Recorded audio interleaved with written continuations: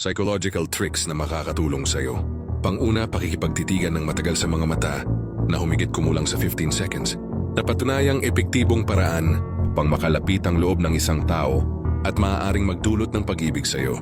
Pangalawa, ang pagsasabi ng alam kong hindi ka sasangayon bago magtanong ng isang bagay ay nagpapataas ng tsansa na ang tao ay papayag. Ito ay isang pamamaraan upang madagdagan ang posibilidad ng pagsang-ayon ng tao sa iyong kahilingan.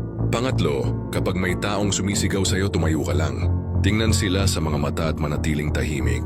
Ito ay magpapadama sa kanila na tumigil sila sa pagsasalita. Pang-apat, ang mga taong nagbibigay ng pinakamahusay na payo ay karaniwang may pinakamaraming problema. Panglima, kapag naniniwala kang nagsisinungaling ang isang tao, tingnan mo sila sa mga mata at huwag magsalita. Pang-anim, bago maglaro ng bato, papel at gunting, tanungin mo sila ng random question. Maniwala ka, pipiliin nila ay gunting. At pangpito, kung gusto mong ipalabas sa kausap mo ang katotohanan at tuluyang malaman ang totoo, patawanin mo muna bago mo tanungin. Alamin ang sikreto sa mga pag-iisip ng tao upang sa huli ikaw ang makalamang at hindi magmukhang mangmang.